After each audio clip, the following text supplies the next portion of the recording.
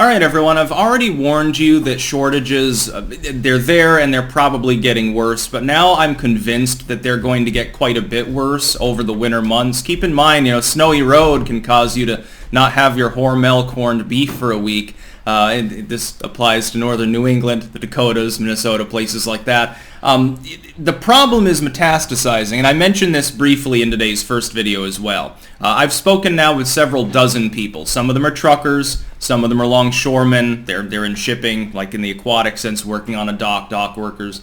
Some are in logistics for businesses. Some are literally in retail, but they're doing like stocking, showing me their own employee screens, which is probably, by the way, a firing offense, so I'm not going to name any names because I don't know within these industries what these people technically are allowed to tell me. But I've got a huge amount of intel because I'm actively soliciting it.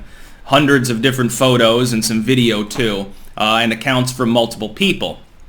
And these people are all across the country. The shortage situation, I don't expect to get better. You just saw, by the way, inflation is now expected to last significantly through February, and that's by the estimates of Citigroup. So the big banksters, not even just the Fed and the government and so forth, but the big banksters that care a little bit more, I think, than the Fed, which just does the money printing. They're expecting the inflation to stay there. Well, the inflation is partially prefaced on shortages. You're effectively saying that at best it's going to be considerably elevated and peak through February. Peak in February. So right now is November, December, January. So 3 months from now it will peak. So we haven't hit the top yet. And how long does it take it to recede? And they're still labeling it transitory. Part of that is based on shortages. Yellen claims it'll be in the middle of the second quarter of next year. So we're talking April or May, something like that. These are optimistic appraisals. These are by people that really want the economy to get better before the midterms because they like Joe Biden's freewheeling tax and tax style policies. It makes them more money. Banks love it. It crushes out smaller competitors. It means that they can screw people on their homes and screw people on their cars and repo things, and they can make more money. They love screwing people. It's the name of the bankster game. Why would they want the inflation to go away? So these are optimistic appraisals of the situation. But I think the shortages will get worse. One of the problems is a trucking feedback situation. You have a few companies, partially foreign. Keep in mind this is affected by California ports if you're talking about Chinese or Indian or similar components. They're not U.S. made, you got a little more of a problem, and even if they are, you still have a trucker shortage, so things are still slowed down even internally. This is also affecting elements of the EU. U.S. made goods and components are in Europe. Not as many of them, but get your Monster Energy drinks while you can, I suppose.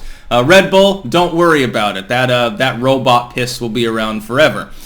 Here's the problem.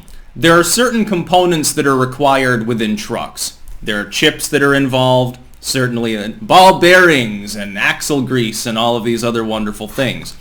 If one of those things is short, trucks start to be broken down. They're not capable of functioning. Maybe you can jerry-rig something. It's quasi-legal, I suppose, depending on where you are and how much money you can grease an official's palms with, but you're off the road. You need a different truck.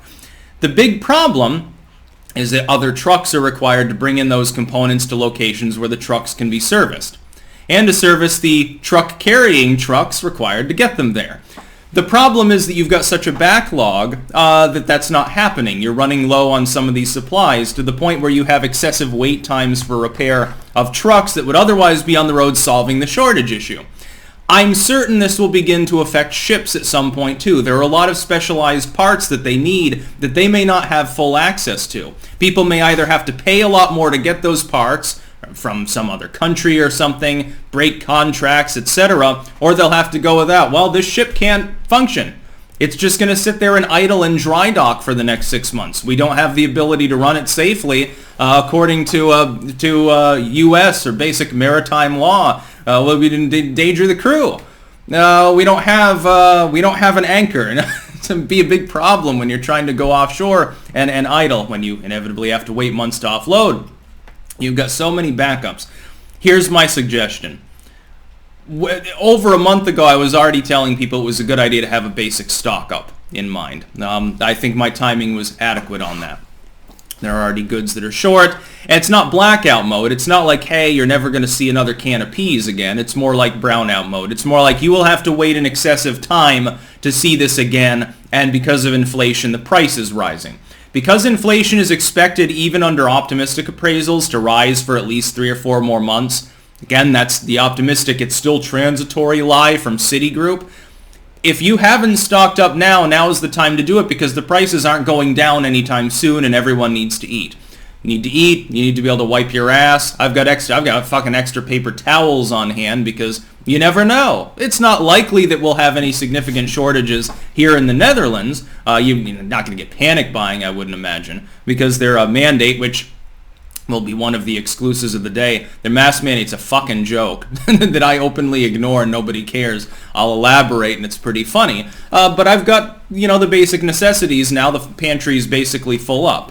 So you've got your canned vegetables and fruits. You've got beans. You've got rice and oats and things like that. Some oil, ketchup, of course. Some herbs and spices that you use frequently.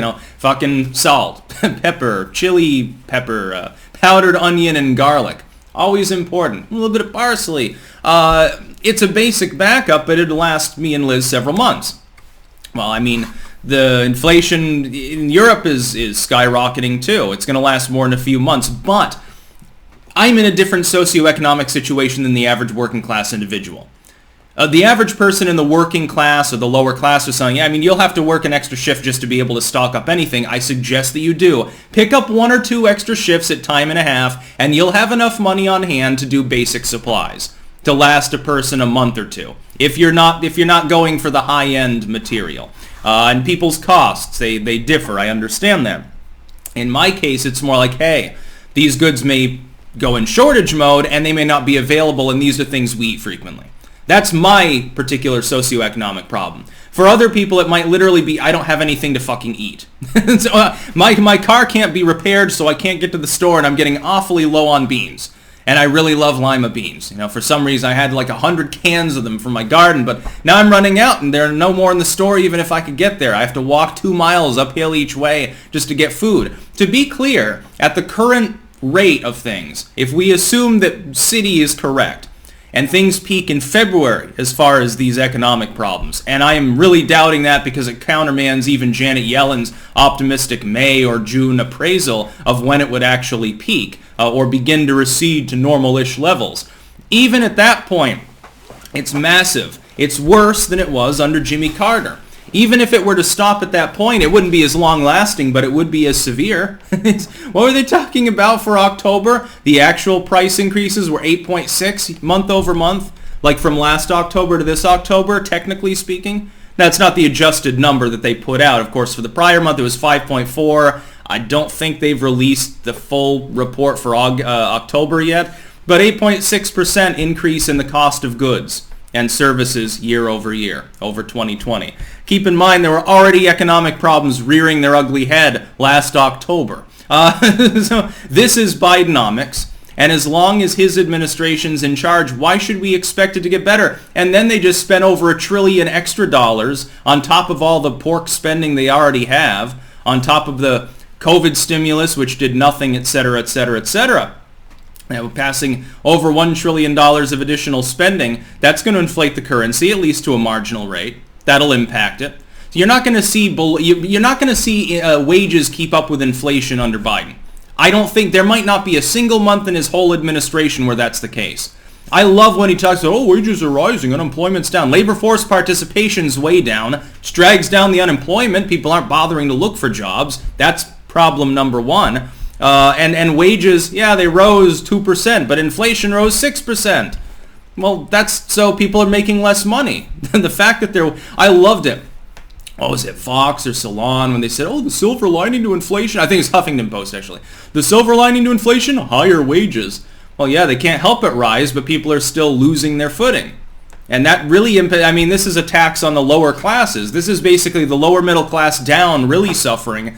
Upper middle class grumbling about it. So, people who are making it a little bit more, still a goddamn inconvenience. The only people that aren't really impacted are the rich. They don't care if they have to pay 10 cents more for the fucking candy bar. They're making, $250,000 a year. Some hedge funder has $1 billion in assets. You think they care? If inflation occurs, their physical assets keep pace. In fact, in some cases, they outpace the inflation because it exists at all, and they make money just sitting there. All these rich billionaires that have more than a few tangible assets potentially able to be sold, houses, condos, apartments, factory, whatever, they love inflation. That's why they pressure the government to do more freewheeling and spending. That money goes into the corporate pockets, and then it inflates the currency even more, and it makes all their assets even more valuable. It's a double tax cut to the super wealthy that Biden is giving them through his Bidenomic policies. I suggest getting an extra month's worth of stuff on hand, especially if you're from one of the lower classes. I suggest, plan an extra, you're in a warmer climate, plan an extra row of whatever grows there in December or whatever. Plan in a couple extra rows, expand your spring house, clean out your basement, and start raising mushrooms or something, because there are going to be shortages. This is why it's important that people make and craft their own things as much as possible. The other thing, learn a new skill. Learn rough carpentry. Learn how to string beads, for Christ's sake. Do something marketable that's under the table, because it'll be necessary to keep the economy even fucking going. You're going to need a more beefy shadow economy that's outside of the normal tax parameters. You're going to need that, because right now DC is under the occupation of morons. That's about all. Peace out.